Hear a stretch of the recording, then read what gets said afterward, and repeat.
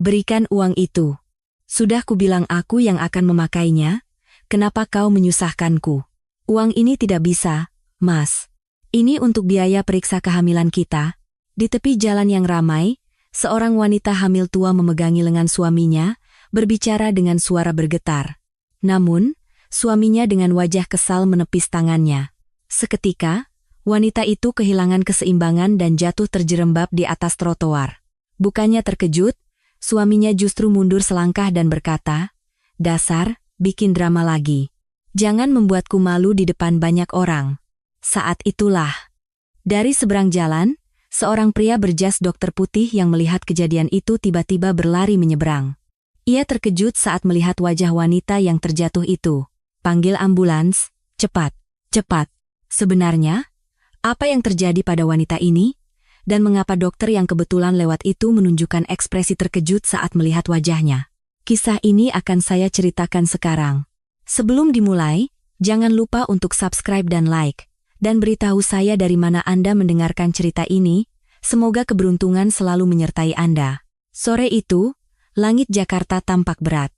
Awan kelabu menggantung rendah di atas kota, seolah menekan dengan bebannya. Udara terasa lembab, menandakan hujan akan segera turun. Setiap kali angin berembus, daun-daun di pohon angsana berbalik, memperlihatkan sisi pucatnya. Orang-orang yang berlalu lalang mulai menundukkan kepala dan mempercepat langkah mereka.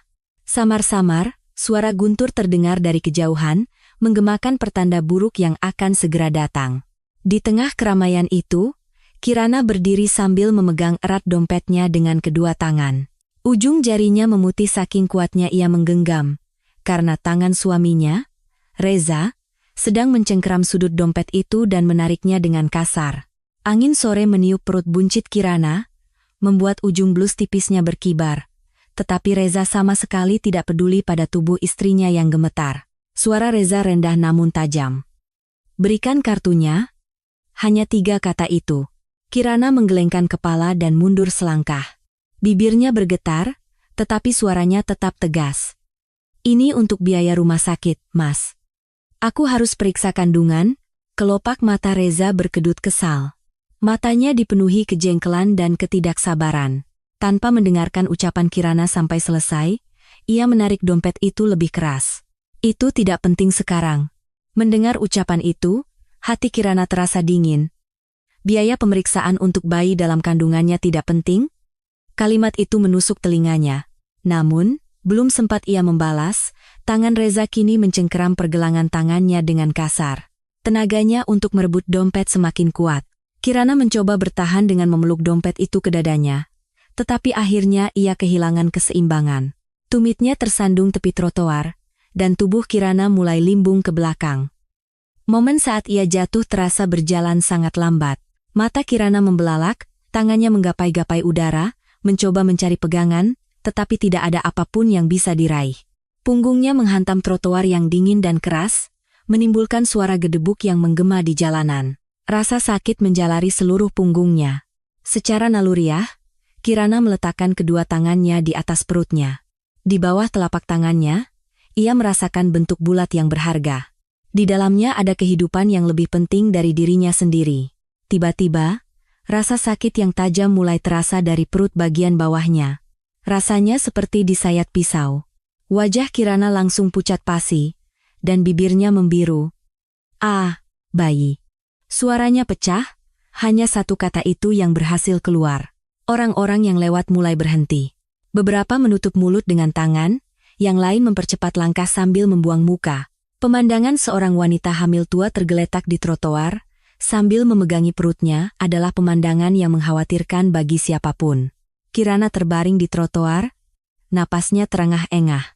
Suaminya yang menatapnya dari atas tidak peduli pada kondisi istrinya, melainkan pada tatapan orang-orang di sekitar. Menyadari semua mata tertuju padanya, wajah Reza mengeras. Ia tampak panik, tetapi kepanikan itu bukan karena penderitaan istrinya, melainkan karena tatapan orang lain. Reza melihat sekeliling sekali lagi, lalu merendahkan suaranya. "Bangun." Semua orang melihat.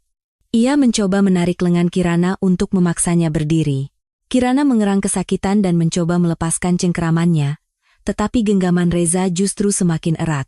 Yang dibutuhkan Kirana saat tubuhnya gemetar di atas trotoar dingin adalah kehangatan tangan yang membantunya, tetapi yang dilakukan suaminya hanyalah mengkhawatirkan citra dirinya.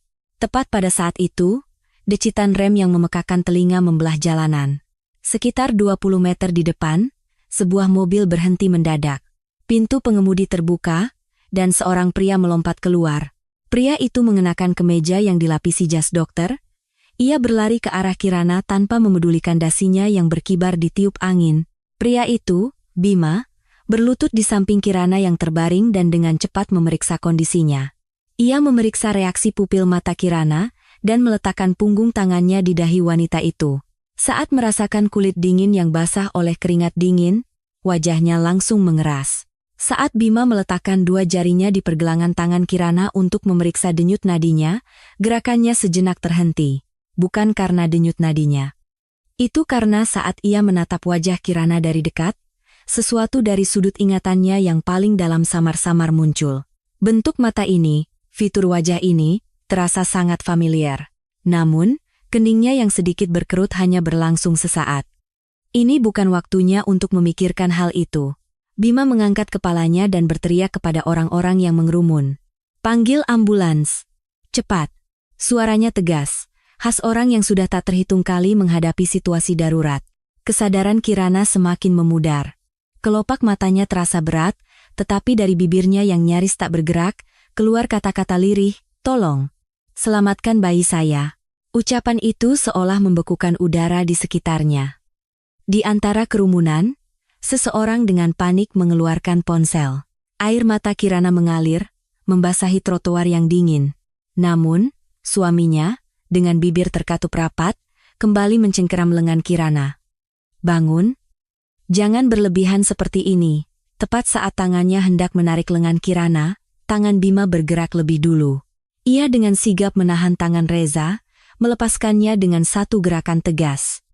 Bukan dengan kekuatan kasar, melainkan dengan gerakan yang tepat tanpa keraguan. Reza terkejut dan mengangkat kepalanya.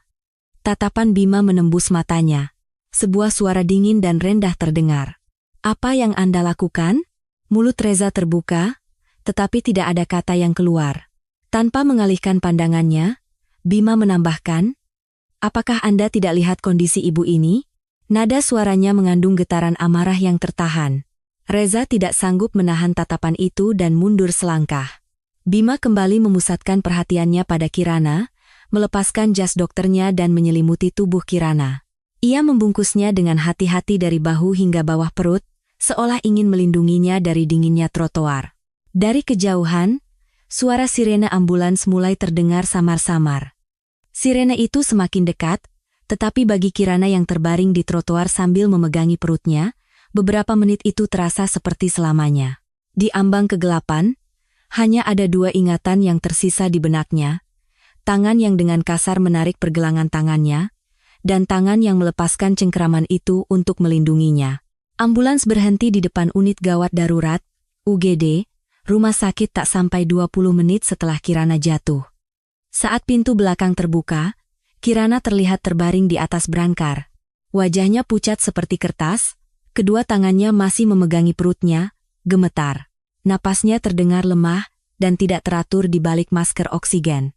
Pintu otomatis UGD terbuka, cahaya lampu neon menyinari wajah Kirana. Dua perawat berlari menyambut dan memegang kedua sisi brankar. Kirana menatap nanar deretan lampu neon yang melintas di atas kepalanya. Kesadarannya putus nyambung, tetapi rasa sakit di perut bagian bawahnya tidak pernah hilang. Reza mengikuti ambulans dengan mobilnya. Saat muncul di koridor UGD, wajahnya tampak cemas, tetapi tidak jelas apakah kecemasan itu untuk istrinya atau untuk dirinya sendiri. Reza mondar-mandir di depan meja pendaftaran sebelum menghampiri seorang perawat. Namun, pertanyaan pertamanya bukanlah tentang kondisi Kirana. Apakah ini ditanggung asuransi? Perawat itu sejenak berhenti dan menatap Reza. Merasa tidak nyaman dengan tatapan itu, Reza sedikit membuang muka dan bergumam. "Maksud saya, tolong periksa kondisinya dulu." Kata-kata yang ditambahkan belakangan itu pun lebih terdengar seperti basa-basi daripada ketulusan. Reza duduk, berdiri, lalu duduk lagi di kursi ruang tunggu, tetapi ia sama sekali tidak pernah melangkah ke arah tirai tempat Kirana terbaring. Ia tidak sekalipun mencoba menyibak tirai itu untuk melihat wajah istrinya. Sekitar 30 menit kemudian, pintu otomatis UGD kembali terbuka. Ibu mertua Kirana telah tiba. Dengan rambut pendek dan mantel berwarna gelap, ia langsung memindai sekeliling begitu masuk, mencari putranya. Saat Reza bangkit dari kursi dan menghampirinya, ibu mertuanya memegang lengannya dan bertanya dengan suara rendah. "Ada apa? Bagaimana situasinya?" Reza dengan ragu mulai menjelaskan situasinya.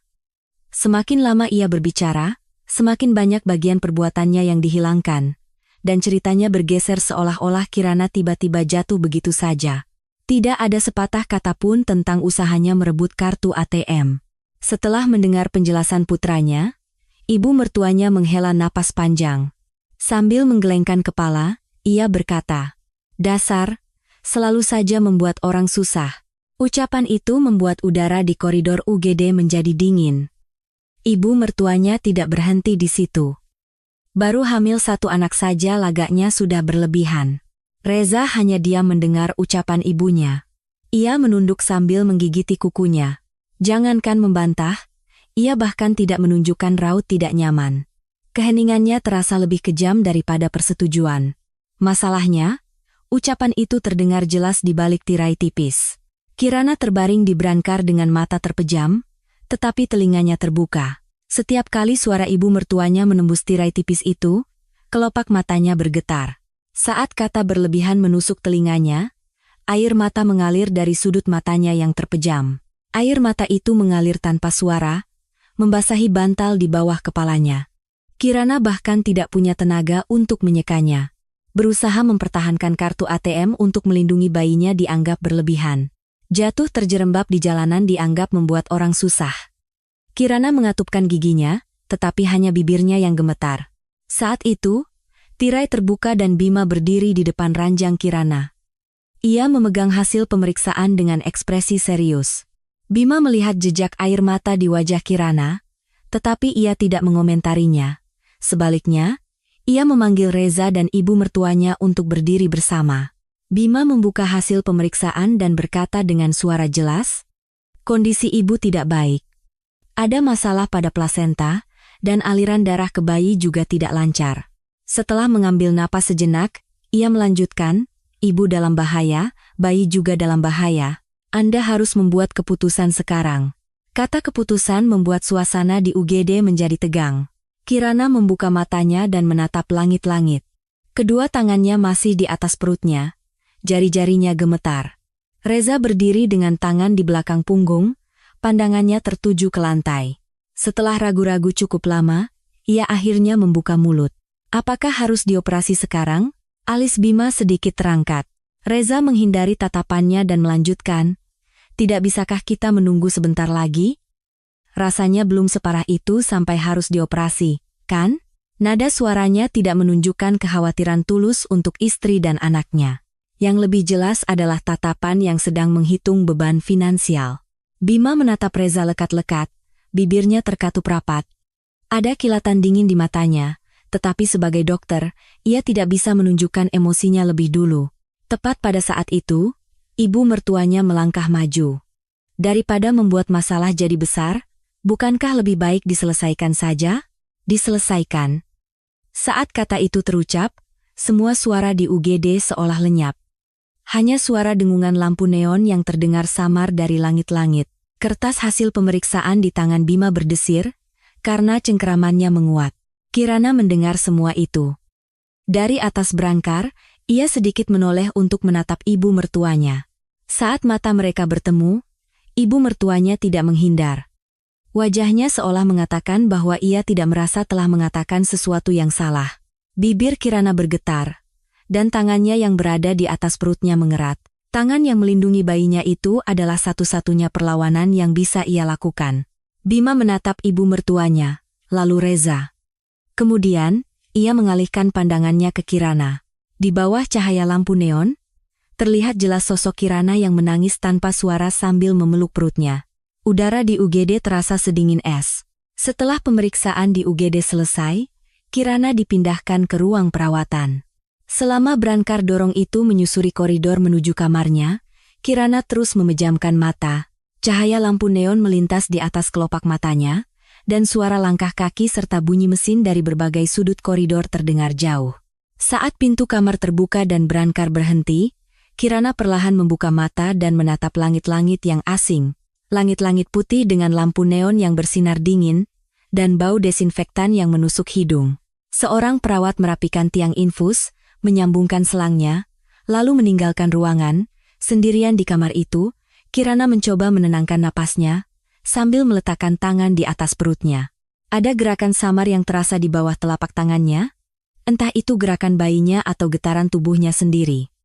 Namun, Kirana berpegangan pada sentuhan itu seolah hidupnya bergantung padanya. Keheningan itu tidak berlangsung lama. Pintu kamar terbuka kasar dan ibu mertuanya masuk. Reza mengikutinya dari belakang, berdiri di dekat pintu, bersandar di dinding dengan kepala tertunduk. Ibu mertuanya melihat sekeliling kamar, lalu melangkah cepat ke samping ranjang Kirana. Ia bahkan tidak melepas mantelnya, dan tatapannya tajam. Sambil meletakkan tas tangannya dengan suara keras di atas meja kecil, ia berkata, "Tulis surat pernyataan." Mata Kirana perlahan beralih ke ibu mertuanya. Ia tidak langsung mengerti maksudnya dan hanya menatap kosong. Tetapi wajah ibu mertuanya jelas tidak punya niat untuk menunggu.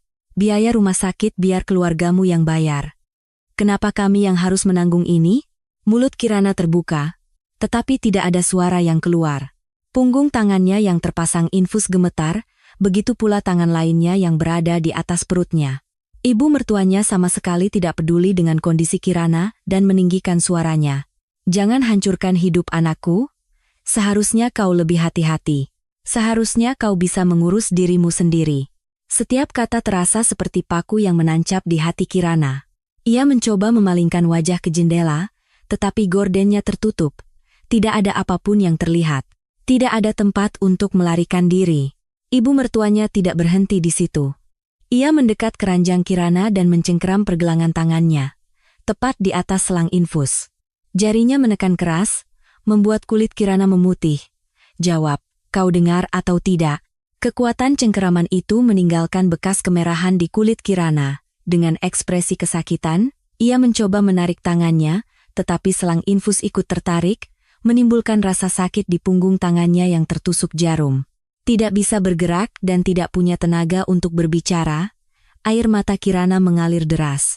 Kirana dengan susah payah menoleh ke arah suaminya. Ia melihat Reza berdiri di dekat pintu, tatapannya memohon, berharap suaminya akan menghentikan ibunya, atau setidaknya mengatakan sesuatu. Namun, Reza justru membuang muka saat tatapan mereka bertemu. Lalu, dengan suara rendah, ia berkata kepada Kirana, "Kenapa kau membuat masalah ini jadi besar?" Mata Kirana membelalak. Reza melepaskan sandarannya dari dinding dan melangkah mendekat, menatap wajah istrinya. Tidak ada kekhawatiran atau rasa bersalah di sana, hanya ada ekspresi kesal, seolah ingin segera mengakhiri situasi ini. "Dengarkan kata ibu. Selesaikan saja diam-diam, kan bisa? Selesaikan diam-diam." Di saat bayinya dalam bahaya dan tubuhnya sendiri terancam, di saat ibu mertuanya mencengkeram pergelangan tangannya dan memaksanya menulis surat pernyataan, hanya itu yang bisa dikatakan suaminya. Kirana tidak lagi menatap suaminya. Ia memalingkan wajah ke langit-langit. Air mata yang mengalir membasahi bantalnya. Ia menggigit bibirnya, tetapi isak tangis tanpa suara mengguncang bahunya. Tidak ada lagi sisa tenaga di tubuhnya. Ibu mertuanya masih mencengkeram pergelangan tangannya, dan Reza berdiri di ujung ranjang dengan tangan terlipat, hanya bisa menghela napas. Tepat pada saat itu, klik. Pintu kamar terbuka. Suara langkah kaki yang tenang namun tegas terdengar di lantai. Bima masuk. Stetoskop yang tergantung di lehernya sedikit bergoyang di atas jas putihnya. Di tangannya, ia membawa hasil pemeriksaan tambahan Kirana. Tatapan Bima menyapu pemandangan di dalam kamar. Kirana yang menangis tanpa suara di atas ranjang. Tangan ibu mertua yang mencengkeram pergelangan tangan Kirana. Reza yang berdiri dengan tangan terlipat. Hanya butuh sedetik baginya untuk memahami semuanya. Bima meletakkan hasil pemeriksaan di meja terdekat dan menghampiri ibu mertuanya. Lalu, Ia meletakkan tangannya tepat di atas tangan ibu mertua yang mencengkeram Kirana, dengan tenang namun tegas melepaskan jari-jarinya satu persatu. Ibu mertuanya mengangkat kepala menatap Bima. Bima balas menatap matanya lekat-lekat dan berkata dengan suara rendah dan dingin. "Apa yang sedang Anda lakukan di depan pasien?" Satu kalimat itu membekukan seluruh udara di dalam kamar. Mulut ibu mertuanya terbuka, tetapi ia tidak bisa langsung berkata-kata. Reza melepaskan lipatan tangannya dan mundur selangkah. Tanpa mengalihkan pandangannya, Bima menempatkan dirinya di antara ibu mertua dan pergelangan tangan Kirana. Itu adalah isyarat yang lebih jelas daripada kata-kata, "Jangan sentuh pasien ini lagi." Keheningan yang berat menyelimuti kamar itu. Di bawah cahaya lampu neon, bayangan Bima jatuh memanjang di atas ranjang Kirana. Dalam pandangannya yang kabur, Kirana menatap punggung pria yang berdiri seperti dinding di antara dirinya dan ibu mertuanya. Ini adalah pertama kalinya. Pertama kalinya seseorang berdiri di depannya untuk melindunginya. Bima berdiri tak bergerak di antara ibu mertua dan Kirana. Ibu mertuanya menatap tangannya yang baru saja dilepaskan dari pergelangan menantunya, wajahnya memerah. Itu adalah ekspresi orang yang harga dirinya terluka, bukan orang yang menyesal. Beraninya orang ini. Saat ibu mertuanya hendak meninggikan suara, Bima sudah menekan tombol panggilan di dinding samping ranjang. Bukan hanya sekali, tapi 2 kali. Panggilan perawat dan panggilan keamanan secara bersamaan. Tidak sampai 30 detik, pintu kamar terbuka. Seorang perawat masuk lebih dulu, diikuti oleh 2 petugas keamanan dari koridor. Petugas keamanan itu berdiri berjajar di pintu masuk, mengamati situasi di dalam. Bima berkata singkat dan jelas kepada mereka, "Ada wali pasien yang mengganggu ketenangan pasien. Mohon bantuannya untuk mengantar keluar." Mendengar itu, mata ibu mertuanya membelalak. Ia menoleh ke arah petugas keamanan dan menyadari tatapan mereka tertuju padanya.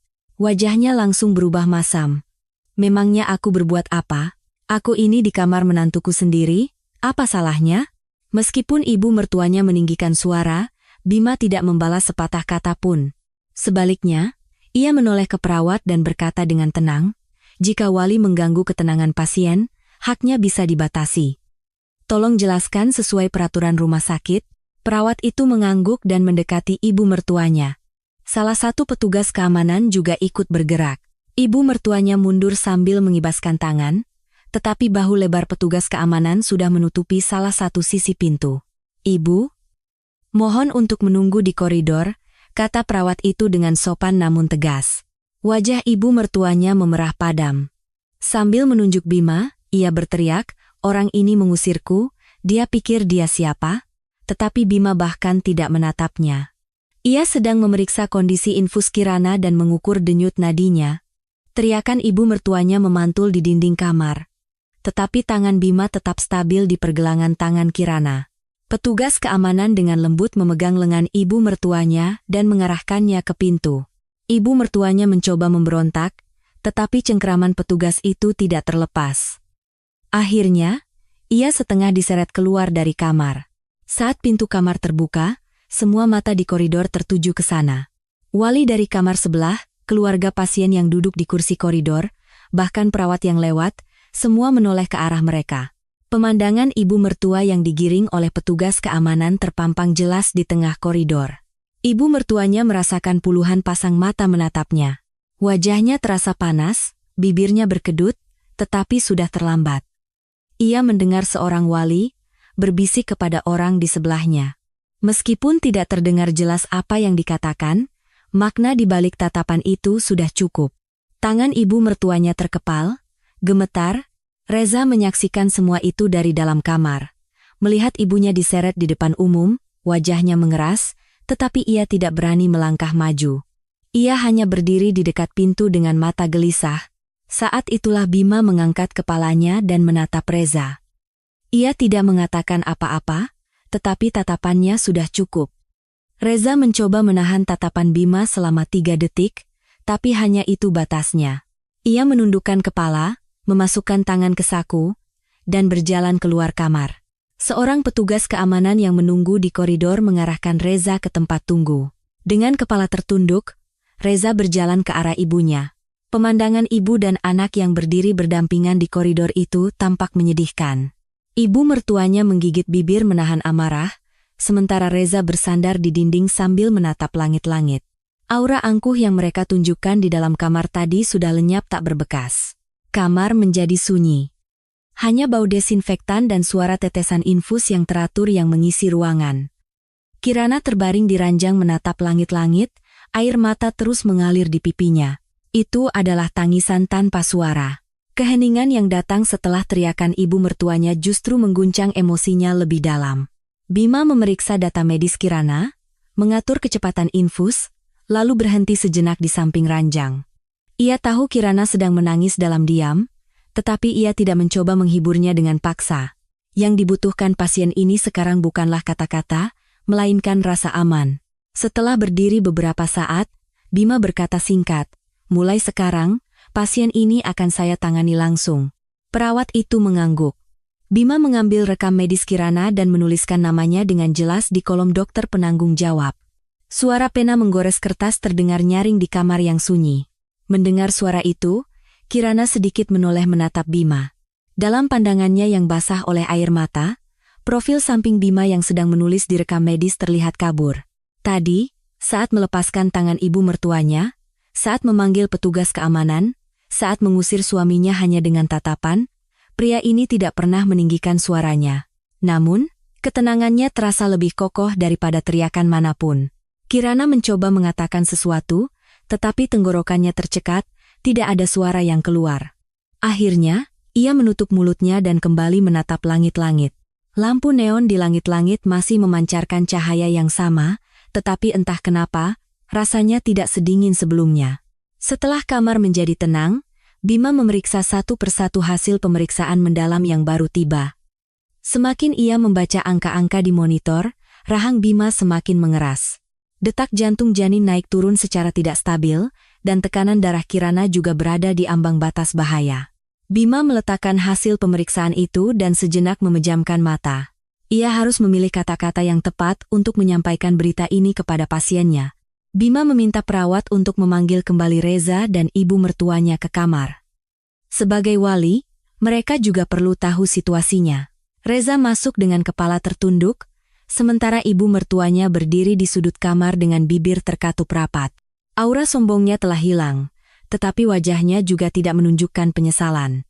Hanya rasa malu karena dipermalukan di depan petugas keamanan yang masih tersisa di wajahnya. Bima berdiri di samping ranjang Kirana, menunjuk ke layar monitor, dan mulai berbicara. "Saya akan bicara jujur." Udara di kamar itu kembali menegang. Kondisi ibu tidak baik, terjadi solusio plasenta, dan jika dibiarkan, suplai oksigen ke bayi akan terus berkurang. Bima berhenti sejenak dan menatap wajah Kirana.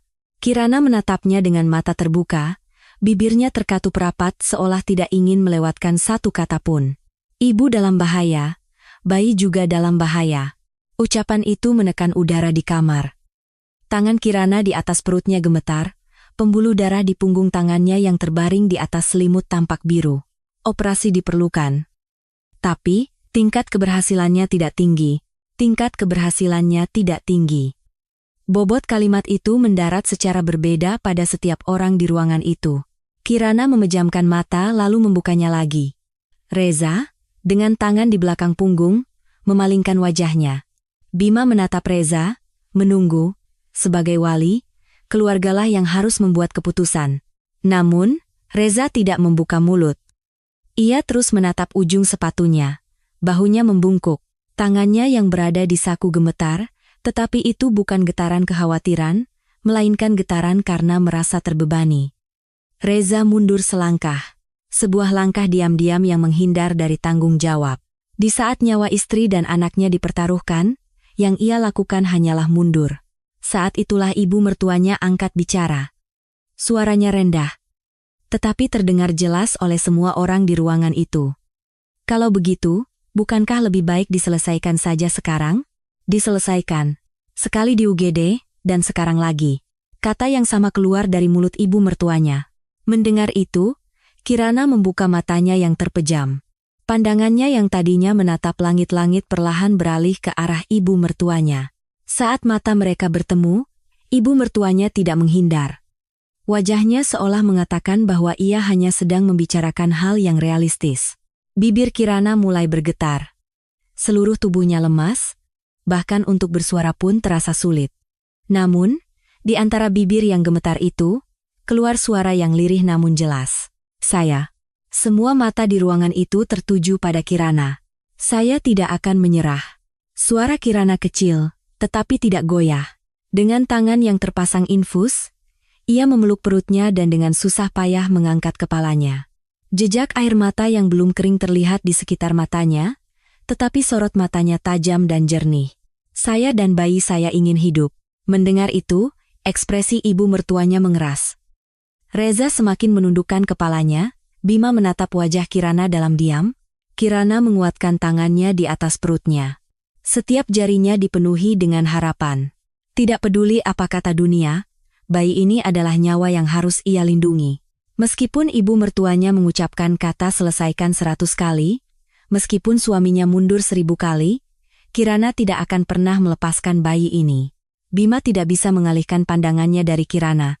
Perasaan aneh muncul. Sebagai dokter, ia telah melihat banyak pasien.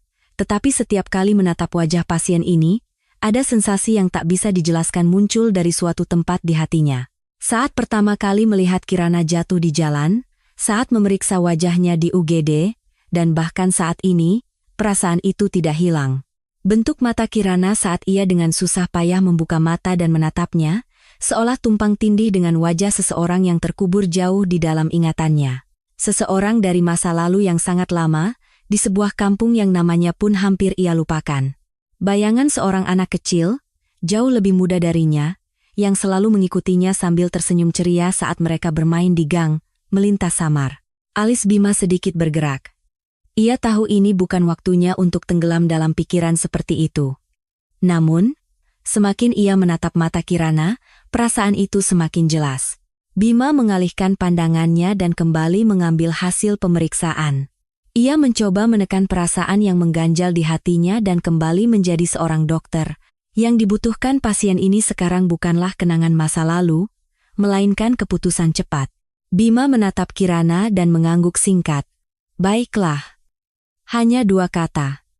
Tetapi di dalamnya terkandung niat untuk menerima pilihan Kirana. Air mata kembali mengalir dari mata Kirana, tetapi air mata kali ini berbeda. Ini adalah air mata seseorang yang, di tengah ketakutan, akhirnya berhasil menyuarakan keinginannya. Bima membuka rekam medis dan mulai merencanakan operasi di kepalanya. Saat ujung penanya bergerak di atas kertas, bayangan kenangan masa kecil yang ia lihat di mata Kirana tadi sulit untuk dihilangkan. Ibu mertua dan Reza hanya bisa berdiri diam di sudut kamar. Satu kalimat singkat dari Kirana telah membungkam mereka berdua. Baik ibu mertua yang mengusulkan untuk menyelesaikan maupun suami yang lari dari tanggung jawab, keduanya tidak bisa berbuat apa-apa lagi di hadapan Kirana yang dengan susah payah bangkit dan berkata ingin hidup. Di luar jendela kamar, hujan mulai turun. Tetesan air hujan mengalir di kaca, membentuk garis-garis tipis, suaranya merembes masuk ke dalam kamar yang sunyi. Kirana mengelus pelan tangannya yang berada di atas perut. Sebuah janji tanpa suara untuk kehidupan kecil yang belum melihat dunia. Setelah meninggalkan kamar Kirana, Bima berjalan cepat menyusuri koridor, ujung jas putihnya berkibar, dan sol sepatunya berketuk di lantai rumah sakit. Sorot matanya telah berubah. Bukan lagi wajah dokter yang menahan emosi di depan pasien, melainkan wajah seseorang yang telah membuat keputusan. Bima langsung menuju pos perawat. Begitu tiba di meja, ia berkata kepada kepala perawat, "Tolong hubungkan saya dengan Dr. Haryo, Kepala Departemen Obstetri dan Ginekologi, dan tolong cek jadwal dokter anestesi yang sedang bertugas." Kepala perawat mengangguk dan mengangkat telepon. Sambil menunggu, Bima tidak tinggal diam. Ia secara pribadi memeriksa papan jadwal operasi, mencari ruang operasi yang tersedia malam ini. Jarinya bergerak cepat di atas papan, matanya bergerak ke kiri dan ke kanan dengan sibuk. 3 menit kemudian, ia terhubung dengan Dr. Haryo. Bima menjelaskan kondisi Kirana secara singkat, lalu dengan suara yang lebih rendah, ia berkata, "Saya akan ikut masuk. Tolong bentuk timnya." Ada jeda hening di seberang telepon. Spesialisasi Bima bukan obstetri dan ginekologi. Pernyataannya untuk ikut serta dalam operasi membuat lawan bicaranya terkejut, hal itu terasa dari seberang telepon. Bima menambahkan, kondisi pasien kompleks. Selain solusio plasenta, tekanan darahnya juga tidak stabil. Akan lebih baik jika saya ikut memantau. Setelah panggilan selesai, Bima secara pribadi menghubungi Departemen Anestesi. Ia meminta dokter anestesi spesialis yang paling berpengalaman, bukan yang sedang bertugas. Biasanya, sistem piket akan berjalan dengan staf yang telah dijadwalkan, tetapi Bima tidak mengikuti prosedur biasa. Ia memilih satu persatu orangnya, menghubungi mereka, bahkan menunjuk perawat asisten operasi tertentu. Sikapnya seperti seorang komandan yang sedang menyusun pasukan elit sebelum perang. Staf medis di sekitar pos perawat mulai menoleh ke arah Bima. Membentuk tim operasi sebesar itu secara pribadi pada jam-jam seperti ini bukanlah hal yang biasa. Kepala perawat, sambil menelepon, diam-diam mengamati ekspresi Bima. Biasanya, Bima akan menyerahkan pada sistem piket dan hanya memeriksa bagian yang diperlukan. Tetapi hari ini benar-benar berbeda. Setelah selesai memanggil tim operasi, Bima berbalik dan turun ke lantai 1, menuju bagian administrasi. Ia tidak menunggu lift, melainkan berlari menuruni tangga, suara langkahnya yang melompati 2 anak tangga sekaligus menggema di lorong tangga. Saat ia membuka pintu kantor administrasi di lantai 1, dahinya sedikit berkeringat. Petugas administrasi yang bertugas malam itu mengangkat kepala menatap Bima. Bima mengambil napas sejenak, lalu berkata, "Ini terkait pasien rawat inap atas nama Kirana. Kami harus segera melakukan operasi, tetapi mungkin ada masalah biaya dari pihak wali." Petugas itu memeriksa layar komputernya dan bertanya. Jika tidak ada penjamin atau uang muka, secara prosedur, Bima memotongnya. "Gunakan nama saya dulu. Biayanya akan saya tanggung." Tangan petugas itu berhenti di atas keyboard. Ia mengangkat kepala dan menatap wajah Bima sekali lagi. Tidak ada sedikit pun keraguan di mata Bima. Petugas itu menatap Bima sejenak, lalu mengangguk dan mulai memprosesnya. Saat meninggalkan bagian administrasi, Bima mengeluarkan kartu kredit pribadinya dari saku dan meletakkannya di atas meja. Suara kecil kartu itu terdengar di kantor yang sunyi. Kartu itu menjadi simbol yang meruntuhkan penghalang terakhir antara Kirana dan bayinya. Saat menaiki tangga kembali ke lantai perawatan, seseorang memanggilnya dari belakang. "Dokter Bima." Ia berbalik dan melihat Dokter Adi, seorang dokter junior dari departemen yang sama, berdiri di sana. Wajah Adi menunjukkan bahwa ia sudah mendengar berita Bima membentuk tim operasi sendiri dan bahkan pergi ke bagian administrasi. Sambil menatap Bima dari bawah tangga, ia bertanya dengan hati-hati, "Dokter, kenapa sampai sejauh ini?" Pertanyaan itu dipenuhi rasa ingin tahu yang tulus. Untuk pasien darurat, ada sistem piket yang berjalan, dan masalah biaya bisa ditangani oleh tim kesejahteraan sosial. Seorang dokter penanggung jawab yang secara pribadi menunjuk tim operasi, dan bahkan menjaminkan kartu kreditnya sendiri, jelas jauh di luar kebiasaan. Bima menatap Adi dari atas tangga. Ada jeda hening sejenak. Suara hujan dari jendela di atas lorong tangga mengisi keheningan itu. Bima membuka mulut. "Saya punya hutang budi," hanya 3 kata. Alis Adi terangkat. Ia ingin bertanya hutang apa. Tetapi melihat ekspresi Bima, ia mengurungkan niatnya. Ekspresi itu bukan berarti jangan tanya lagi, melainkan aku belum bisa menceritakannya sekarang. Bima mengangguk sedikit dan kembali menaiki tangga. Ujung jasnya berkibar, dan suara sepatunya menggema di lorong tangga. Adi menatap punggungnya untuk waktu yang lama. Kata hutang budi bergema di lorong tangga seperti gema. Jika itu hutang uang, tatapan seperti itu tidak akan muncul. Adi tahu itu dengan pasti. Tiba di lantai perawatan, Bima melewati pos perawat dan memeriksa kemajuan persiapan operasi. Kepala Departemen Obstetri dan Ginekologi dilaporkan sudah tiba di rumah sakit dan sedang menuju ruang operasi. Dokter anestesi spesialis juga dijadwalkan tiba dalam 30 menit. Mendengar bahwa 2 perawat asisten operasi sudah menyiapkan peralatan di ruang operasi, Bima mengangguk. Saat melewati kamar Kirana, ia melihat Kirana melalui celah pintu yang sedikit terbuka. Ia terbaring di ranjang dengan kedua tangan di atas perut, matanya terpejam.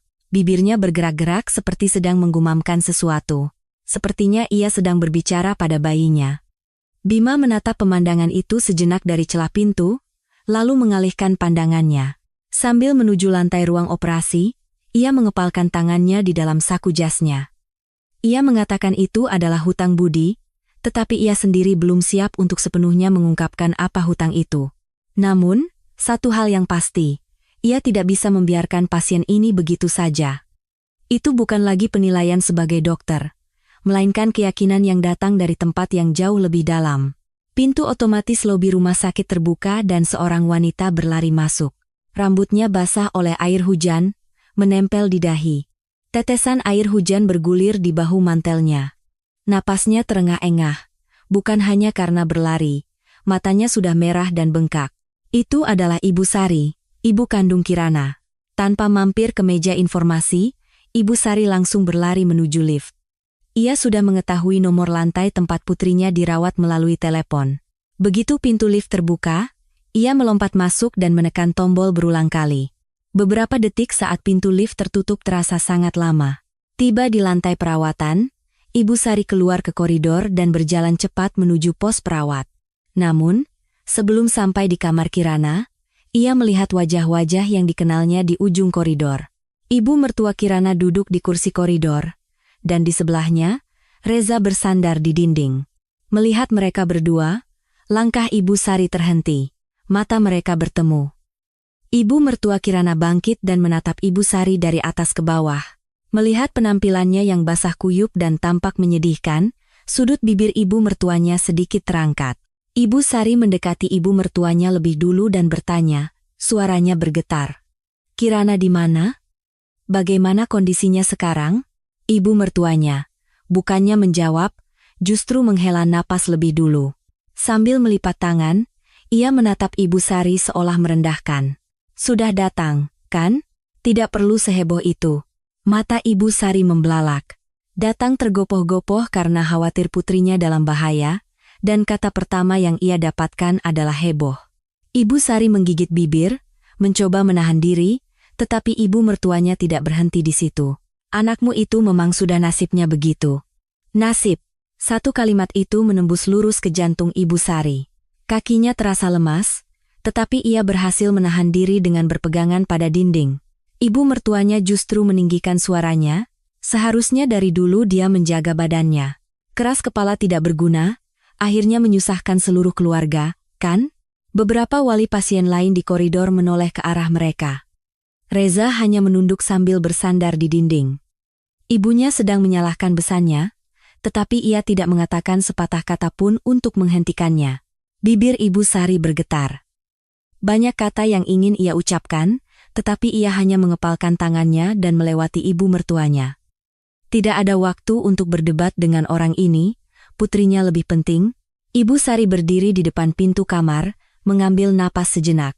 Dengan tangan gemetar, ia membuka pintu. Begitu masuk, ia melihat sosok Kirana terbaring di ranjang. Lutut Ibu Sari langsung lemas. Wajah pucat, punggung tangan yang terpasang infus, jari-jari kurus di atas perutnya. Melihat semua itu dalam sekejap, tenaga Ibu Sari seolah terkuras habis. Sambil terhuyung, ia mendekati ranjang dan terduduk di kursi di sampingnya. Tangan Ibu Sari mencari tangan Kirana. Dengan sangat hati-hati agar tidak menyentuh selang infus, ia menggenggam jari-jari putrinya. Tangan Kirana terasa dingin. Tidak percaya tangan putrinya bisa sedingin ini, Ibu Sari menggenggamnya dengan kedua tangan, mencoba menghangatkannya. Kirana. Suaranya pecah. Tidak ada kata lain yang bisa keluar. Air mata mengalir di pipinya, jatuh di atas punggung tangan Kirana. Saat tetesan hangat itu menyentuh kulit dinginnya, Kirana membuka mata. Ibu? Satu kata dari mulut Kirana itu membuat Ibu Sari benar-benar hancur. Ia menggigit bibir untuk menahan isak tangis, tetapi bahunya tetap berguncang. Sambil memegang tangan putrinya, ia menundukkan kepala, air matanya terus mengalir deras. Kirana juga menangis. Saat merasakan tangan hangat ibunya menggenggam tangannya, semua yang ia tahan selama ini meluap. Hinaan ibu mertuanya, ketidakpedulian suaminya, ketakutan saat jatuh di jalanan. Semua itu ia telan sendiri, tetapi begitu memegang tangan ibunya, ia tidak bisa menahannya lagi. Ibu dan anak itu menangis dalam diam untuk waktu yang lama, saling berpegangan tangan. Saat itu, pintu kamar terbuka pelan dan Bima masuk. Ia datang untuk memberikan penjelasan terakhir sebelum operasi. Melihat Ibu Sari duduk di samping ranjang sambil memegang tangan putrinya, Bima berhenti di ambang pintu. "Ibu dari pasien Kirana?" Ibu Sari menyeka air matanya dan mengangkat kepala. Saat wajah Ibu Sari yang berbalik itu terlihat di bawah cahaya lampu neon, mata Bima sedikit bergetar. Bima menelan ludah. Perasaan familiar yang terus ia rasakan dari wajah Kirana, sensasi yang terusik dari suatu tempat di ingatannya, kini duduk di hadapannya. Bentuk mata yang mirip dengan Kirana, tangan yang tidak melepaskan genggaman putrinya meski sambil menangis, dan fitur wajah di balik air mata itu. Potongan-potongan ingatan yang berserakan kini menyatu di hadapan wajah ini. Rumah berpagar biru di ujung gang. Tangan yang selalu memotong semangka di halaman saat musim panas. Wajah tersenyum yang memberinya bakpao hangat saat musim dingin. Waktu telah menambahkan kerutan, tetapi kehangatan di matanya masih sama seperti dulu. Bima yakin. Ini orangnya. Ibu tetangga sebelah rumahnya dulu? Berarti, Kirana yang terbaring di ranjang adalah anak kecil dari rumah itu, anak kecil yang selalu mengikutinya di gang sambil memanggil, "Kak, Kak." Anak yang jauh lebih muda darinya. Rekam medis di tangan Bima berdesir. Tangannya menegang. Sebagai dokter, ia telah melihat banyak pasien. Tetapi belum pernah hatinya terasa sepanas ini. Bima sejenak memejamkan mata. Ia mencoba menenangkan ekspresinya, tetapi bibirnya sempat bergetar. Sekarang ia merasakan dengan seluruh tubuhnya bahwa beban hutang budi itu jauh lebih besar dan lebih berat daripada sekadar kartu kredit yang ia jaminkan di bagian administrasi. Bima berdiri di dalam kamar, menatap wajah Ibu Sari, sejenak kehilangan kata-kata. Keyakinan itu sudah ada, tetapi untuk mengatakannya adalah masalah lain. Setelah menelan rasa haru yang naik di dadanya, Bima dengan hati-hati berkata kepada Ibu Sari yang duduk di samping ranjang, "Ibu, boleh saya bertanya sebentar?" Ibu Sari menyeka air matanya dengan punggung tangan dan mengangkat kepala. Tentu saja ia harus mendengarkan apa yang dikatakan dokter penanggung jawab putrinya. Mengira akan ada penjelasan tentang operasi, ia menatap Bima. Namun, apa yang keluar dari mulut Bima benar-benar di luar dugaan. Apakah ibu dulu pernah tinggal di Rawamangun? Mata Ibu Sari berkedip. Di tengah situasi genting putrinya, pertanyaan aneh tentang tempat tinggal lamanya membuatnya bingung. Kirana yang terbaring di ranjang juga membuka mata dan sedikit menoleh, mengamati percakapan mereka. "Iya, benar. Kami lama tinggal di sana." Ibu Sari memiringkan kepala, menatap wajah Bima lagi. Mengapa dokter muda ini tahu tentang kampung lamanya? Pertanyaan itu tergambar jelas di wajahnya. Bima melangkah lebih dekat dan melanjutkan. "Apakah ibu ingat rumah berpagar biru di ujung gang?" Seketika, ekspresi Ibu Sari berubah. Matanya sedikit membelalak, bibirnya sedikit terbuka. Kata pagar biru jelas menyentuh sudut ingatan lamanya. Pandangan Ibu Sari melayang, seolah mencari sesuatu di udara, lalu kembali ke Bima, anak laki-laki yang tinggal di sebelah rumah itu. Suara Ibu Sari mulai bergetar. Sesuatu mulai muncul di benaknya, tetapi ia belum yakin. Ingatan puluhan tahun lalu perlahan-lahan ditarik dari kejauhan. Bima menatap mata Ibu Sari. Lalu, ia perlahan mengalihkan pandangannya ke Kirana di atas ranjang. Kirana menatap Bima dengan pandangan kabur, ekspresinya menunjukkan ia tidak mengerti apa yang sedang dibicarakan. Bima menatap Kirana dan bertanya pelan, "Apa kau tidak ingat?" Alis Kirana sedikit bergerak. Kata ingat berputar di kepalanya, tetapi tidak ada yang bisa ia tangkap. Ia baru bertemu dokter ini hari ini. Ingatan apa yang dimaksud? Kirana menatap kosong wajah Bima. Bima tersenyum. Senyum lembut yang baru pertama kali terlihat. Senyum yang tidak pernah ia tunjukkan di UGD, atau saat menghadapi ibu mertuanya di kamar. "Saya Bima, yang dulu tinggal di sebelah rumahmu di Rawamangun." Waktu seolah berhenti di kamar itu. Tangan Ibu Sari menutup mulutnya. Mata Kirana yang terbaring di ranjang perlahan membelalak. Dalam pandangannya yang kabur, wajah Bima menjadi jelas. Dan di atasnya, sebuah kenangan lama yang samar tumpang tindih. Kakak laki-laki tetangga sebelah yang jauh lebih tinggi darinya di gang. Anak laki-laki yang selalu ia tunggu di ujung gang sepulang sekolah untuk berjalan pulang bersama. "Mungkinkah, Kak?" "Bima?" Bibir Kirana bergetar. Sebuah suara lirih keluar. Bima mengangguk ringan. Akhirnya kau ingat juga. Ia berhenti sejenak, lalu mengangkat bahu sedikit dan menambahkan, dulu kau bilang kalau sudah besar mau menikah denganku. Kirana sejenak menatap Bima dengan wajah kosong. Lalu tawa kecil keluar darinya. Ekspresinya campur aduk antara tawa dan tangis. Waktu itu umurku berapa memangnya? Suaranya lemah, tetapi jelas ada tawa di dalamnya. Di dalam kamar rumah sakit menjelang operasi, dengan infus masih terpasang, satu kalimat itu berhasil membuat sudut bibir Kirana terangkat. Itu adalah senyum pertamanya sejak dilarikan ke UGD. Bima juga tersenyum sejenak. Tapi ia segera mengubah ekspresinya dan melambaikan tangannya ringan. Hanya bercanda. Lalu, dengan suara yang lebih rendah, ia berkata pelan, saya tidak mungkin melupakan rumah itu. Satu kalimat singkat, tetapi bobot di dalamnya menekan udara di kamar. Nada suaranya sangat berbeda dari saat ia bercanda tadi. Kirana berhenti tersenyum dan menatap wajah Bima dalam diam. Ibu Sari perlahan menurunkan tangannya dari mulutnya dan menatap Bima. Air mata yang menggenang di matanya kembali mengalir, tetapi ini adalah air mata yang berbeda. Jangan-jangan, Bima kecil waktu itu? Suaranya pecah. Anak kecil tetangga sebelah puluhan tahun lalu, kini sudah dewasa dan mengenakan jas putih di depan putrinya. Rasanya tidak bisa dipercaya. Bima menatap Ibu Sari dan mengangguk. Iya, Bu. Saya Bima yang dulu tinggal di sebelah. Bibir Ibu Sari bergetar. Ia tidak tahu harus berkata apa, hanya bisa menunduk dan mengangkat kepala berulang kali sambil menangis. Waktu telah berlalu begitu lama, dan begitu banyak hal telah terjadi. Sejak meninggalkan kampung itu, mereka benar-benar putus kontak. Keheningan sejenak menyelimuti kamar.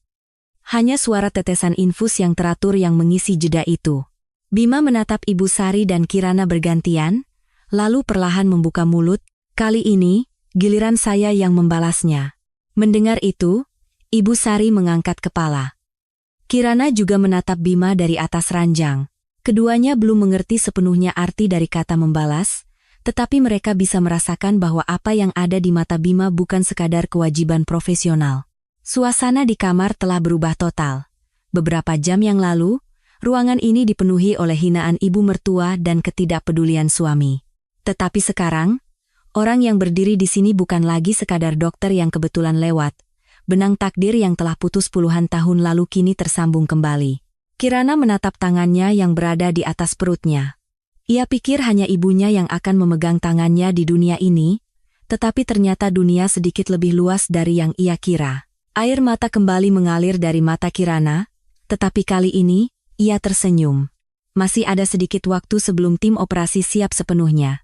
Dokter anestesi sedang memeriksa peralatan di ruang operasi, dan Kepala Departemen Obstetri dan Ginekologi akan segera bergabung. Kirana terbaring di kamarnya, menunggu operasi, sementara Ibu Sari duduk di sampingnya, memegang tangannya.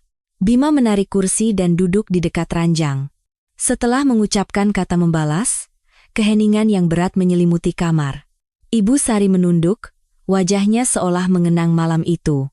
Kirana merasakan suasana yang tidak biasa di antara mereka, dengan hati-hati bertanya, "Kak, tadi maksudnya membalas itu apa?" Bima menatap Kirana, lalu beralih ke Ibu Sari. Ibu Sari, dengan mata terpejam, sedikit mengangguk. Isyarat bahwa ia boleh menceritakannya. Bima mengambil napas dalam-dalam, lalu menatap Kirana dan perlahan mulai berbicara. Bukan dengan nada seorang dokter, melainkan dengan suara kakak tetangga. "Aku menganggap ayahmu seperti ayahku sendiri."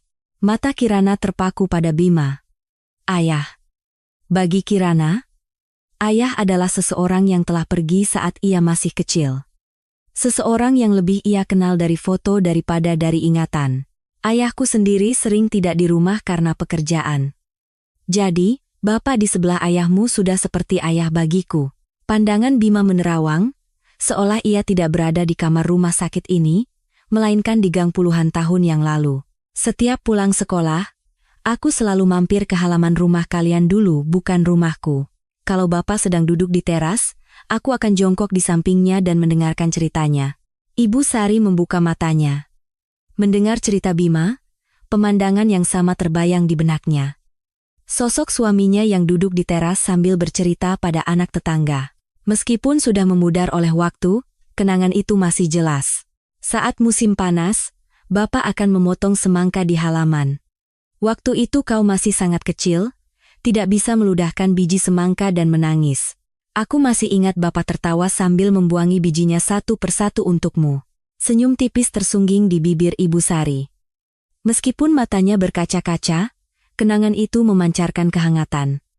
Air mata juga mengalir tanpa suara di pipi Kirana. Mendengar cerita tentang ayahnya dari mulut orang lain adalah sensasi yang sama sekali berbeda dari melihat foto.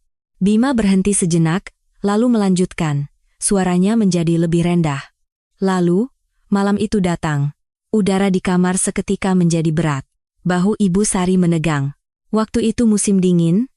Dini hari, terjadi kebakaran di rumah kami. Tangan Bima di atas lututnya terkepal. Aku waktu itu masih kelas 3 SD. Aku terbangun karena mencium bau asap. Kamar sudah penuh asap. Aku tidak bisa bernapas. Kirana menahan napas, menatap Bima. Ibu Sari menunduk, kedua tangannya tergenggam erat. Tubuhnya seolah mengingat semua yang terjadi malam itu. Ibuku membangunkanku, tapi pintu depan sudah terhalang api. Kunci jendela tidak bisa dibuka. Ibuku memelukku dan kami meringkuk di sudut kamar. Asap semakin tebal, bernapas pun semakin sulit. Suara Bima bergetar. Saat itu, terdengar suara dari luar. Seseorang menendang pintu rumah kami. Bima mengangkat kepalanya dan menatap Ibu Sari. Itu ayahmu, Kirana. Ibu Sari menggigit bibirnya. Bayangan suaminya yang berlari keluar tanpa sempat memakai sepatu dengan benar saat melihat cahaya merah di luar jendela kembali terlintas di benaknya. Ia memanggilnya dari belakang, tetapi suaminya tidak menoleh. Bapak mendobrak pintu depan dan masuk. Di dalam sudah penuh api, tapi Bapak menerobos asap dan membawaku keluar lebih dulu. Lalu, beliau masuk lagi dan menarik ibuku keluar. Mata Bima memerah, tetapi suara Bima tercekat. Ayahku ada di dalam. Beliau sedang tidur pula setelah minum. Bapak mencoba masuk lagi, tapi apinya sudah terlalu besar. Kamar menjadi hening. Ayahku meninggal hari itu. Kalimat singkat itu membawa beban yang terasa menekan hingga ke dasar lantai. Air mata Kirana tidak berhenti mengalir. Ibu Sari menunduk, bahunya berguncang. Bima mengangguk, memejamkan mata sejenak. Kalau bukan karena Bapak, aku dan ibuku tidak akan selamat malam itu. Tapi setelah itu, ibuku sangat terguncang. Kehilangan ayah, dan harus melihat rumah yang terbakar itu lagi. Beliau tidak sanggup. Bima mengambil napas sejenak. Akhirnya, aku dan ibu pindah ke rumah nenek. Begitulah kami meninggalkan kampung itu, dan kontak kami benar-benar terputus. Dalam pandangannya yang kabur, Kirana menatap Bima. Kakak tetangga yang tiba-tiba menghilang di musim dingin itu, dan tidak lama kemudian, ayahnya juga pergi. Hal-hal yang tidak ia mengerti karena terlalu kecil, kini terhubung menjadi satu cerita. Kirana dengan susah payah membuka mulut. Ayah, melakukan hal seperti itu? Ibu Sari menggenggam tangan putrinya lebih erat dan mengangguk. Iya, ayahmu melakukan itu. Kirana menatap langit-langit. Menangis. Ayah yang hanya ia kenal dari foto, kini terasa seperti orang yang hidup. Orang seperti apa dia, pilihan apa yang ia buat, baru hari ini ia mengetahuinya sepenuhnya. Bima bangkit dari kursinya. Sambil merapikan jas putihnya, ia berkata, waktu itu, kalau bukan karena Bapak di sebelah, kami semua akan bernasib buruk. Karena itu, kali ini, giliran saya yang membalasnya. Wajah Bima telah kembali menjadi wajah seorang dokter, suaranya tidak goyah. Namun, saat ia berbalik menuju pintu kamar, air mata yang menggenang di matanya sempat berkilau di bawah cahaya lampu neon. Saat Bima keluar dari kamar, koridor sepi. Selama persiapan operasi, para perawat sibuk bolak-balik ke arah ruang operasi, dan wali pasien lain sudah masuk ke kamar masing-masing. Hanya Reza yang duduk sendirian di kursi tunggu. Kepalanya tertunduk. Kedua tangannya saling meremas. Jari-jarinya terus bergerak. Entah mencoba memegang sesuatu atau melepaskannya, sepertinya ia sendiri tidak tahu. Ibu mertuanya tidak terlihat. Entah pergi menelepon ke suatu tempat, atau sengaja menghindari situasi ini, kursi di samping Reza kosong. Bima menghentikan langkahnya yang menuju ruang operasi. Ia menatap Reza sejenak, lalu perlahan mendekat. Suara sepatunya menggema di koridor, membuat Reza mengangkat kepala. Mata mereka bertemu, mata Reza merah. Entah karena menangis, kurang tidur, atau keduanya, tetapi ia jelas berbeda dari orang yang berdiri dengan angkuh di kamar tadi. Bima berdiri di depan Reza dan berkata singkat, "Anda tahu kondisi pasien?" Reza tidak bisa menjawab. Bibirnya bergerak, tetapi tidak ada suara yang keluar. Bima tidak menunggu jawaban dan melanjutkan. "Tadi di jalan, saat pasien jatuh, Anda tahu apa yang pertama kali ia lakukan?" Reza sedikit mengangkat kepalanya. Ia langsung memegangi perutnya. Bukan tubuhnya sendiri, tapi ia melindungi bayinya lebih dulu. Suara Bima rendah, tetapi setiap kata terdengar jelas. Mata Reza bergetar. Ia pasti juga melihat momen saat istrinya jatuh di jalan. Tetapi saat itu, yang pertama kali ia lihat bukanlah perut istrinya, melainkan tatapan orang-orang di sekitar. Bima melangkah lebih dekat, suaranya menjadi lebih dingin. "Anda mencoba merebut kartunya, kan?" Bahu Reza menegang. Kepalanya kembali tertunduk. Bima tidak berhenti. "Di UGD, Anda yang meminta operasi ditunda, itu juga tercatat.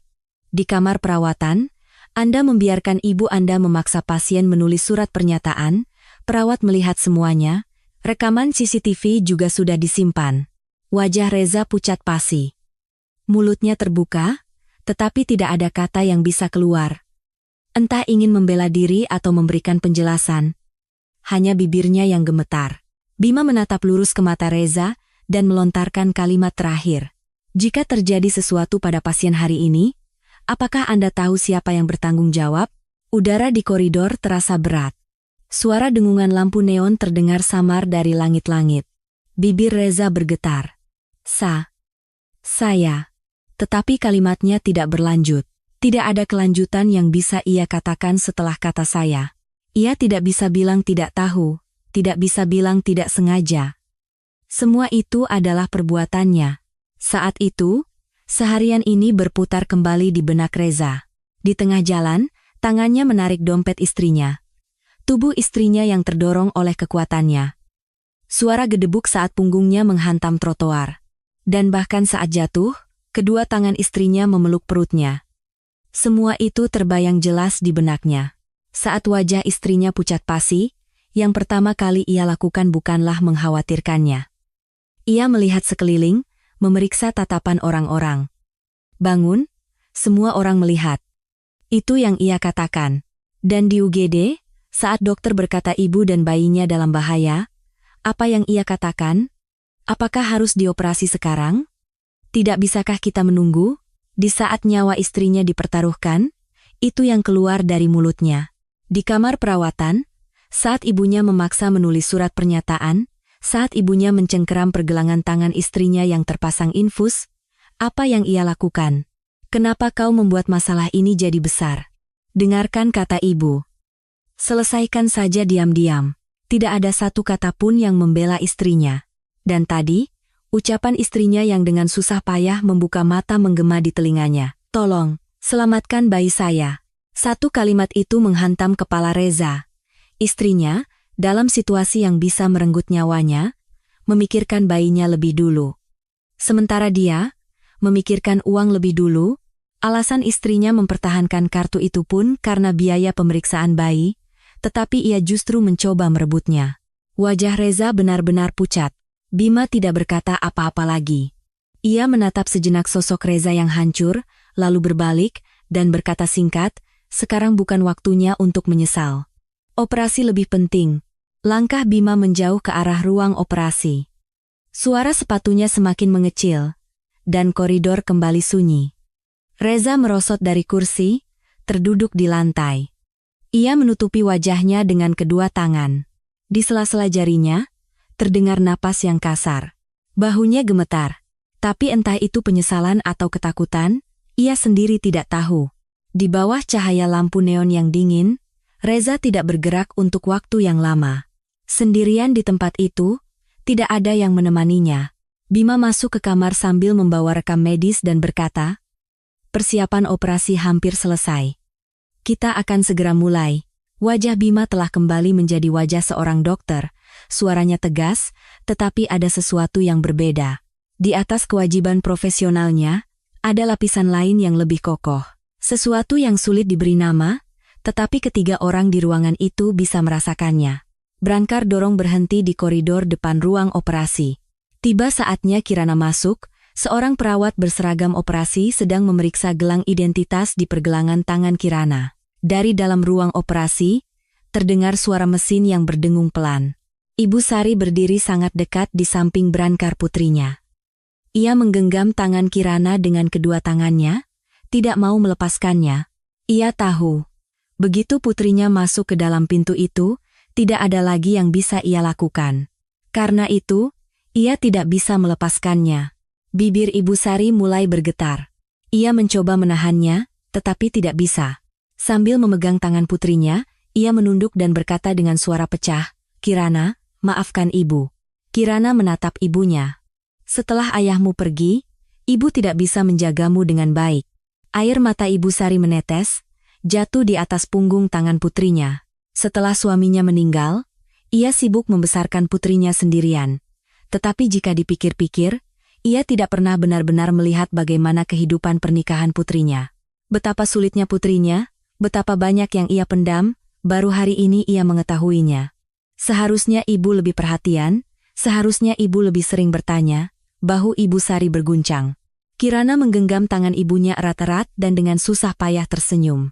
Senyum di wajah pucatnya itu justru semakin menusuk hati Ibu Sari. "Ibu, aku tidak apa-apa." Suara Kirana lemah, tetapi tidak goyah. "Aku baik-baik saja, jadi jangan menangis." Menjelang operasi, seharusnya ia yang takut. Ia yang sakit. Tetapi ia justru menenangkan ibunya. Putrinya begitu tegar, tetapi hatinya terasa seperti terkoyak. Saat itu, Bima berjalan keluar dari arah ruang operasi. Ia mengenakan seragam operasi, masker diturunkan di bawah dagu. Ia berhenti di depan Ibu Sari dan Kirana, menatap mereka bergantian. Lalu, dengan suara jelas ia berkata, "Jangan khawatir, saya yang akan bertanggung jawab." Satu kalimat singkat, tetapi di dalamnya bukan hanya janji sebagai dokter. Ada beban untuk menyelamatkan putri dari orang yang telah menyelamatkan nyawanya dulu. Ibu Sari menatap mata Bima, dan perlahan mengangguk. Tidak ada kata yang keluar, tetapi tatapan itu sudah menyampaikan segalanya. Bima menaikkan maskernya menutupi hidung dan mulut. Ia mengangguk singkat ke arah Kirana, lalu membuka pintu ruang operasi dan masuk. Perawat mulai mendorong Brancar Kirana. Saat Brancar itu melewati ambang pintu ruang operasi, jari-jari Kirana terlepas satu persatu dari genggaman ibunya. Saat ujung jari terakhir terlepas, Ibu Sari menggigit bibirnya erat-erat. Pintu ruang operasi tertutup. Pintu logam berat itu berbunyi klik, dan lampu merah bertuliskan operasi di atasnya menyala. Ibu Sari bersandar di dinding depan ruang operasi dan perlahan merosot. Terduduk di lantai, ia menangkupkan kedua tangannya di depan dada dan memejamkan mata. Entah itu doa atau harapan, sesuatu yang tak terucap bergetar di bibirnya. Di dalam ruang operasi, Bima memimpin tim. Kepala Departemen Obstetri dan Ginekologi menjadi operator utama. Sementara Bima mengelola kondisi umum Kirana dan ikut serta dalam operasi. Dokter anestesi spesialis memantau tanda-tanda vital secara real-time, sementara dua perawat asisten operasi bekerja sama menyerahkan peralatan. Operasi dimulai dengan lancar, tetapi saat memasuki pertengahan, alarm dari monitor berbunyi. Tekanan darah Kirana mulai turun drastis. Pendarahan lebih banyak dari yang diperkirakan. Dokter anestesi dengan cepat menyebutkan angka-angka, dan sementara perawat menyambungkan kantong darah, suasana di ruang operasi menjadi tegang. Keringat membasahi dahi Kepala Departemen Obstetri dan Ginekologi, Bima. Sambil menatap monitor, dengan cepat memberi instruksi. Naikkan kecepatan infus. Siapkan kantong darah tambahan. Di tengah suara alarm yang memenuhi ruangan, tangan Bima secara pribadi memeriksa denyut nadi Kirana. Melemah. Jantungnya masih bertahan, tetapi situasinya sangat genting. Saat itu, di luar ruang operasi, sesuatu juga terasa. Ibu Sari yang duduk di lantai merasakan perubahan suara langkah kaki yang cepat dan bunyi mesin dari balik pintu. Ia tidak tahu persis apa yang terjadi, Tetapi insting seorang ibu memberitahunya ada sesuatu yang tidak beres. Wajah Ibu Sari pucat pasi. Tangannya yang tertangkup di depan dada semakin erat. Bibirnya bergetar, dan air mata mengalir deras. Terduduk di lantai koridor, Ibu Sari benar-benar hancur. Ia mencoba menahan suaranya dengan menutup mulut, tetapi bahunya tetap berguncang hebat. Di dalam ruang operasi, Bima mengatupkan giginya. Dengan masuknya transfusi darah, tekanan darah mulai merespons perlahan. Angka di monitor naik sedikit demi sedikit. Setiap kali satu angka naik, ketegangan di kepalan tangan Bima sedikit mereda. Dan entah berapa lama telah berlalu, sebuah tangisan kecil pecah di dalam ruang operasi. Tangisan bayi. Kehidupan yang baru pertama kali melihat dunia itu menangis dengan kencang. Helaan napas lega terdengar di antara tim medis. Melihat kepala Departemen Obstetri dan Ginekologi mengangguk, Bima memastikan tanda-tanda vital Kirana mulai stabil. Baru saat itulah ia bisa mundur selangkah. Pintu ruang operasi terbuka. Bima menurunkan maskernya dan keluar ke koridor. Ibu Sari yang terduduk di lantai mengangkat kepala. Dengan wajah basah oleh air mata, ia menatap Bima. 1 detik sebelum Bima membuka mulut adalah 1 detik terpanjang dalam hidup Ibu Sari. Bima berkata, "Kami berhasil menyelamatkannya." Tubuh Ibu Sari luruh. Terduduk di lantai, ia menutupi wajahnya dengan kedua tangan dan menangis sejadi-jadinya. Semua yang ia tahan selama ini meledak. Suara tangis Ibu Sari menggema di koridor. Di dalamnya, ada rasa lega, syukur, penyesalan, dan kerinduan yang telah lama terpendam. Bima berlutut di depan Ibu Sari dan berkata pelan, "Ibu dan bayinya baik-baik saja." Di sela-sela tangannya yang menutupi wajah, Ibu Sari berkata dengan suara terputus-putus, "Terima kasih, Bima." "Terima kasih." Bima hanya diam di sana sejenak. Seragam operasinya basah oleh keringat, dan wajahnya yang tanpa masker tampak lelah, tetapi matanya memancarkan kehangatan. Beberapa hari setelah operasi, wajah Kirana perlahan mulai kembali berwarna. Bibirnya yang pucat kini memiliki semburat merah muda, dan punggung tangannya yang tidak lagi terpasang infus terasa hangat. Ibu Sari setiap hari datang ke rumah Sengkit, menjaga putrinya. Setiap kali melihat senyum Kirana saat menggendong bayinya, Ibu Sari ikut tersenyum, lalu diam-diam membuang muka untuk menyeka air mata. Bayinya sehat. Saat Kirana pertama kali memeluk bayi kecilnya yang menangis kencang itu, semua orang di ruangan menahan napas. Kirana menatap wajah bayinya untuk waktu yang lama, lalu menangis dalam diam. Itu adalah air mata seseorang yang telah menepati janjinya untuk melindungi. Setelah kondisi Kirana stabil, sikap keluarga mertuanya mulai berubah, dimulai dari ibu mertuanya. Setelah beberapa hari tidak menampakkan wajah di rumah sakit, tiba-tiba suatu hari ia muncul. Di tangannya ada sebuah keranjang buah, penampilannya sangat canggung. Ia bahkan memasang senyum di wajahnya saat membuka pintu kamar. "Kirana, bagaimana keadaanmu?" Nenek datang mau lihat cucu. Kirana, sambil menggendong bayinya, menatap ibu mertuanya. Orang yang beberapa hari lalu di kamar ini memaksanya menulis surat pernyataan. Orang yang mencengkeram pergelangan tangannya dan menyuruhnya meminta biaya rumah sakit dari keluarganya. Orang yang menyuruhnya untuk menyelesaikan saja, kini datang sambil tersenyum ingin melihat cucunya. Reza juga sama. Sosoknya yang hancur di koridor entah kemana, ia masuk ke kamar membawa buket bunga dan mendekati Kirana. Ia beberapa kali membuka mulut, seolah ingin meminta maaf, tetapi kata yang keluar pertama kali berbeda. "Sudah, kan? Nanti kalau sudah boleh pulang, kita pulang ke rumah bersama." Pulang ke rumah bersama. Satu kalimat itu mengubah sorot mata Kirana. Kirana dengan hati-hati memberikan bayinya kepada Ibu Sari, lalu bangkit di atas ranjang. Meskipun tubuhnya belum pulih sepenuhnya, ia bersandar di kepala ranjang dan menatap lurus ke arah ibu mertua dan suaminya. Suara Kirana rendah, tetapi jelas, "Ada yang ingin saya sampaikan."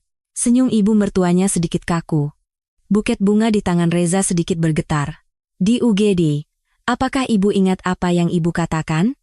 Ibu mertuanya mencoba membuang muka, tetapi tatapan Kirana lebih dulu menguncinya. "Ibu bilang selesaikan saja, kan? Di kamar, ibu menyuruh saya menulis surat pernyataan. Ibu memegang pergelangan tangan saya dan menyuruh saya membebankan biaya rumah sakit ke keluarga saya." Mulut ibu mertuanya terbuka, tetapi tidak ada kata yang keluar. Kirana mengalihkan pandangannya ke Reza. Dan kamu, apa yang kamu lakukan? Saat aku jatuh di jalan, apa yang pertama kali kamu lakukan? Kamu menyuruhku bangun karena malu dilihat orang. Di UGD, kamu meminta operasi ditunda. Dan di kamar, saat ibumu melakukan itu padaku, kamu justru bilang dengarkan kata ibu. Wajah Reza mengeras. Tangannya yang memegang buket bunga turun lemas. Kirana mengambil napas sejenak, lalu melanjutkan. Suaranya bergetar, tetapi ia tidak berhenti. Saat kalian memperlakukan saya dan bayi saya seperti itu, hubungan kita sebagai keluarga sudah berakhir saat itu juga. Udara di kamar seolah membeku. Wajah ibu mertuanya memerah padam. Reza menunduk, tidak bisa berkata apa-apa. Keranjang buah dan buket bunga itu tidak ada artinya di hadapan satu kalimat ini. Mata Kirana berkaca-kaca, tetapi air matanya tidak jatuh. Itu adalah mata seseorang yang telah memutuskan untuk tidak menangis. Sebuah deklarasi diam-diam namun tegas untuk tidak lagi menunjukkan air mata di hadapan orang-orang ini. Ibu mertuanya mencoba mengatakan sesuatu, tetapi Kirana lebih dulu memalingkan wajah. Isyarat bahwa tidak ada lagi yang perlu didengar atau dikatakan. Ibu mertuanya, tanpa sempat meletakkan keranjang buah di meja, keluar dari kamar. Reza, setelah meletakkan buket bunga di samping ranjang dan berdiri lama, akhirnya mengikuti tanpa sepatah kata pun. Pintu kamar tertutup. Ibu Sari, sambil menggendong bayi, mendekati putrinya. Kirana menatap ibunya, dan untuk pertama kalinya menunjukkan ekspresi lega. Ibu, sekarang aku baik-baik saja. Ibu Sari mengangguk dan mengelus dahi putrinya. Hari kepulangan tiba. Kirana keluar dari kamar sambil menggendong bayinya. Ibu Sari membawa barang-barang di sampingnya. Di ujung koridor, Bima sudah menunggu. Mengenakan jas putih, ia bersandar di dinding dengan tangan di saku. Saat Kirana mendekat, ia melepaskan sandarannya dan melangkah maju. Bima menatap sejenak bayi dalam pelukan Kirana. Wajah mungil itu tertidur pulas di dalam gendongan, senyum tersungging di bibir Bima. Kirana yang pertama kali membuka mulut. Kak, terima kasih banyak. Bima sedikit menggelengkan kepala dan berkata pelan. Aku baru membalas sedikit saja. Mendengar kata sedikit, Ibu Sari menggeleng. Bukan sedikit. Tetapi melihat mata Bima, sepertinya bagi orang ini memang baru sedikit. Dibandingkan dengan kebaikan yang telah menyelamatkannya dari api malam itu, tatapannya menunjukkan masih banyak yang belum terbalas. Mereka bertiga berjalan berdampingan keluar melalui lobi rumah sakit. Saat pintu otomatis terbuka, udara luar masuk. Pintu yang sama tempat Kirana masuk dengan berangkar beberapa hari yang lalu, hari ini ia keluar dengan kedua kakinya sendiri. Di pelukannya ada bayi yang telah ia lindungi, dan di sampingnya ada ibunya. Bima berdiri di dalam lobi, menatap punggung mereka bertiga. Di depan pintu otomatis, Kirana sekali berbalik. Ia sedikit menundukkan kepala ke arah Bima. Bima juga mengangguk ringan. Itu sudah cukup. Di balik pintu otomatis, sinar matahari tercurah. Yang diselamatkan di rumah sakit hari itu bukan hanya satu nyawa. Takdir yang telah lama putus kini tersambung kembali, dan yang dilindungi pada akhirnya adalah martabat seorang manusia. Bagaimana menurut Anda kisah hari ini? Terima kasih telah mendengarkan sampai akhir. Jika cerita ini menyentuh hati Anda, jangan lupa untuk subscribe, like, dan aktifkan notifikasinya,